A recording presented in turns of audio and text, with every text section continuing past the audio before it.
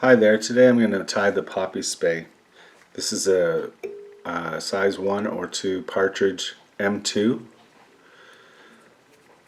and I'm going to start actually down at the point of the hook, do a couple of wraps, and then I have Lagerton embossed tinsel in size medium. I'm going to tie that under the hook and bring it in behind on this side of the hook, and then bring my thread back just to the bottom of the point of the barb right there, and then I'll take open wraps back to the front and out of the way, and I'll do touching wraps, not overlapping, just up against each other all the way up to the point of the hook. That looks about good. Then I'll unwrap my spiral wraps, go in behind, and then pull it 90 degrees. Take one more wrap, and then you can just pull it away. So now that I have that done, I'm going to create a smooth base for my tail. I'm going to use some dubbing wax here just to give it a nice even coat and a nice sticky little base for the tail. So now I have a golden pheasant tippet, and it's dyed red. And make sure that all the fibers are straight. Then I'll take a slip,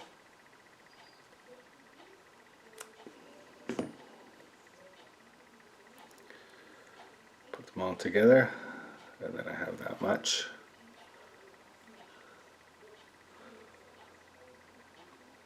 And I want it to be just a little bit past the back bend of the hook. I'm going to pinch wrap, do 3 to 4 turns, and it's locked in. Then I'm going to lock in the rest of it for an even body, and I'm going to go to about there.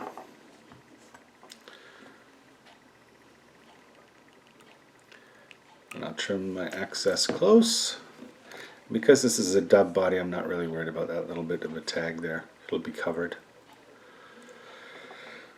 So now that I'm back at the point of the hook, I have this dubbing, and it has red and blue kind of light bright flash in it with the black semi-seal. So I'm just going to take a little bit just to cover this little area here. Have a nice thin noodle.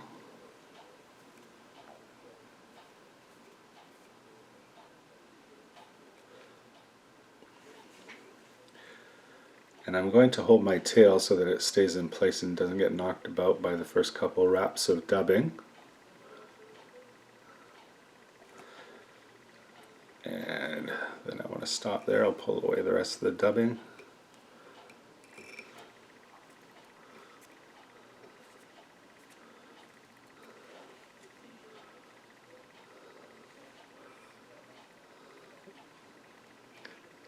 There we go. So now I have that much. And I have a whiting American hackle cape, and it's a hen cape.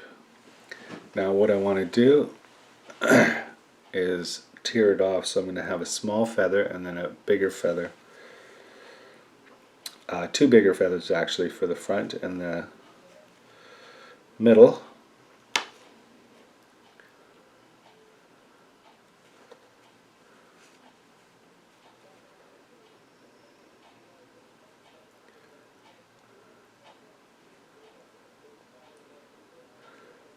So I'm got that going there, and I'm going to take the smallest one and do a few wraps with that. Tied in by the tip.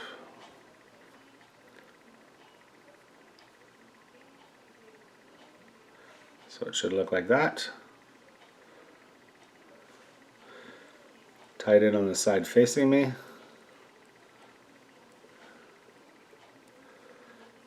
If you go forward a couple of wraps, then you can pull off the excess and then go back. And this little tag gets in your way, so you want to get that out of the way.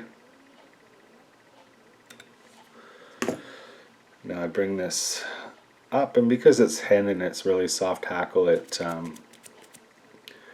bend back pretty easily. So you just lightly bring it back into like a V. And then I am constantly checking, making sure nothing is going forward of each wrap. I'm brushing back every half turn or so, usually on the top or bottom. So I have 2 wraps so far. I'll go for 3, I think.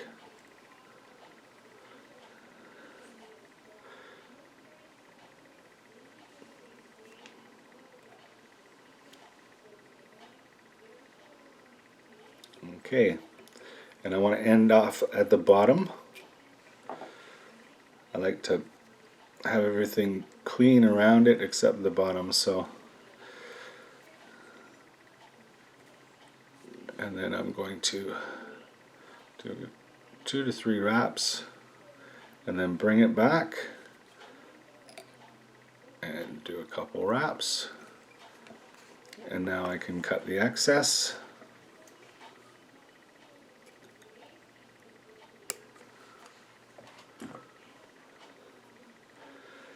And that's the first hackle.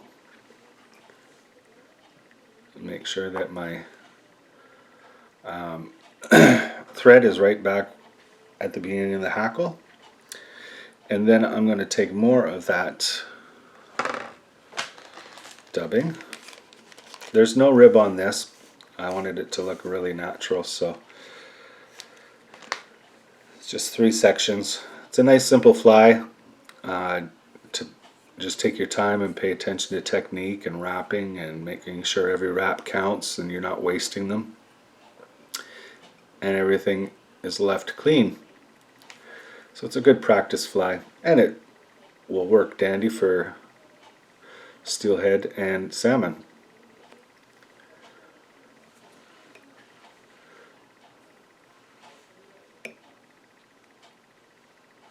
There we go.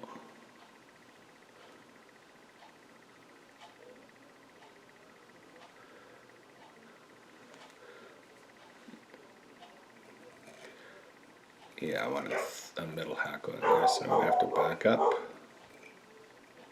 That's my dog barking at ghosts on the street.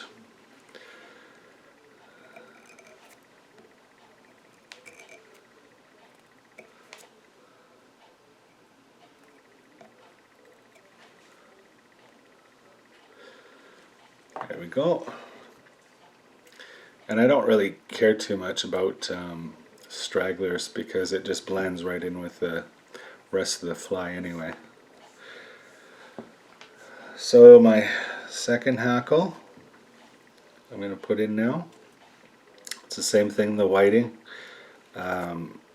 American wet hackle, it's a hen.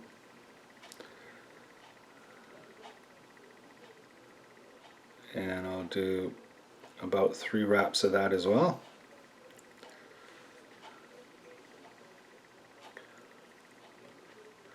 Bring it forward a few times.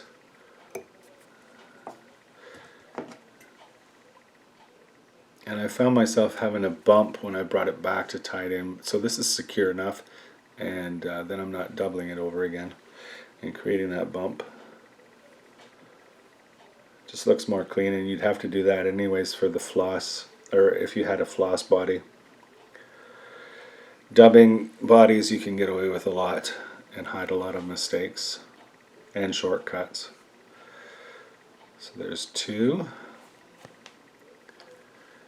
and 1 more.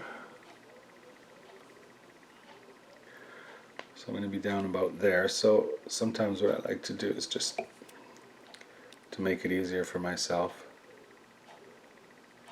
I'll strip the end here.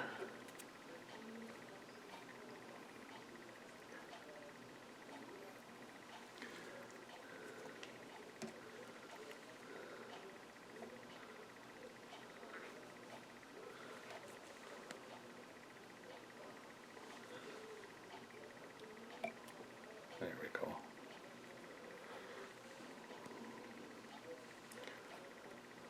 And I have half a wrap of a bare stem, and that helps keep everything back as well. If you want to do that, it's up to you. And then I go in behind,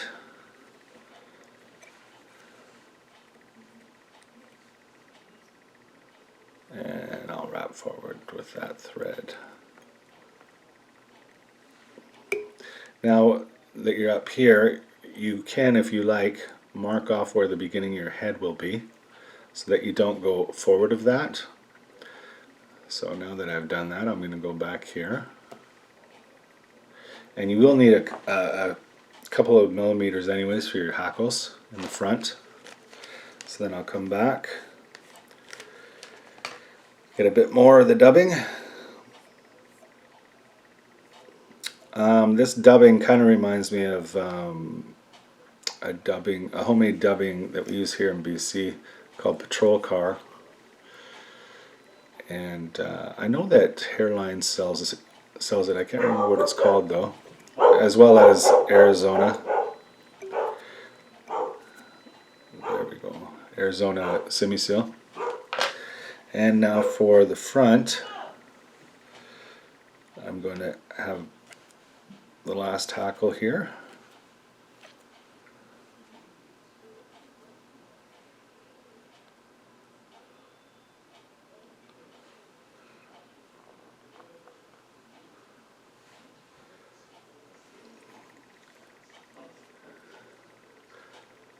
And I'm basically going to go forward enough to kind of visualize where my head's going to be. And then I'll cut it, or I'll tear it away, cut it, trim it, clean it up.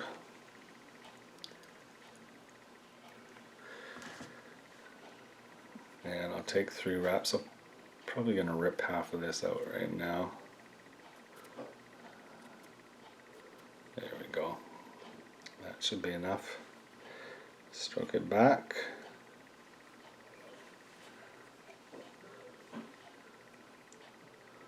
One.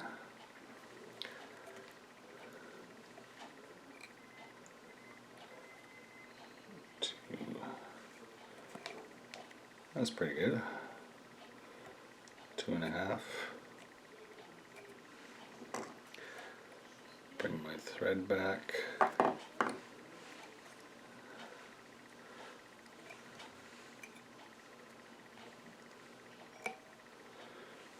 Bring it forward, and then bring it back for your next hackle.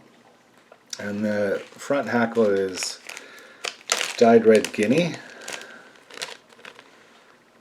You can see that. I have all my stuff organized in bags to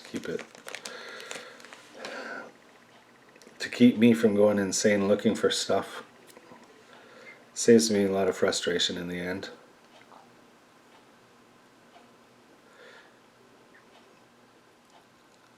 Okay, now add this one. Go forward. Clip it.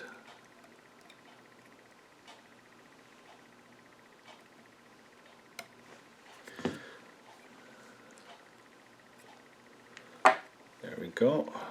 And I'm going to brush these back. Probably won't need all this.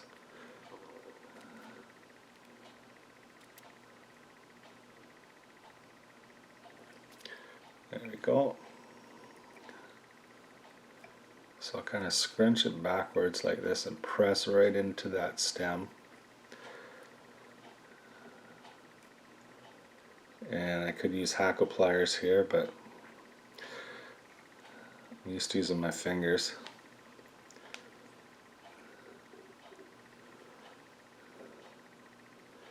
And one in front of the other.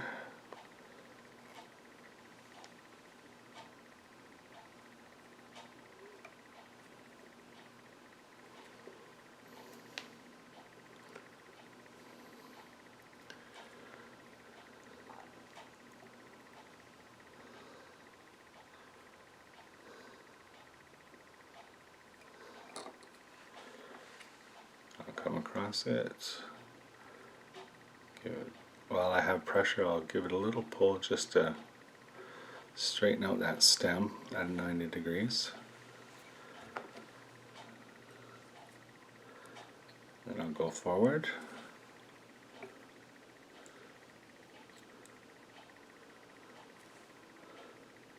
And give that a cut. And then I'll come back to the back of the fly, or to the back of the head, sorry. Make sure everything is even. Then I'll kind of preen it so that everything goes back nice.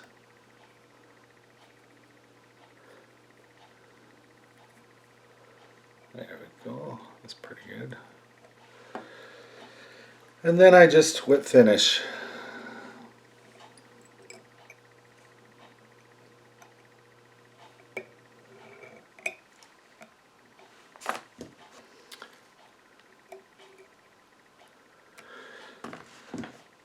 To finish the fly off, I have crazy glue, brushable. I cut most of the brush off, or like half of it at least, and you just give it dabs.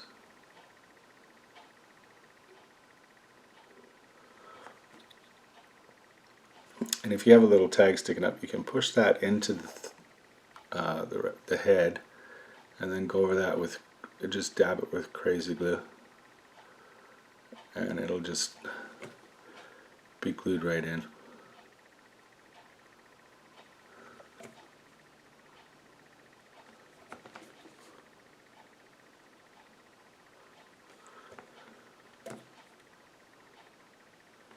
There we go. Then after that, I will give it 2 coats with the ciliar varnish. And that's how I get my shiny heads. I hope you got a couple good tips, and thank you for watching. Happy tying.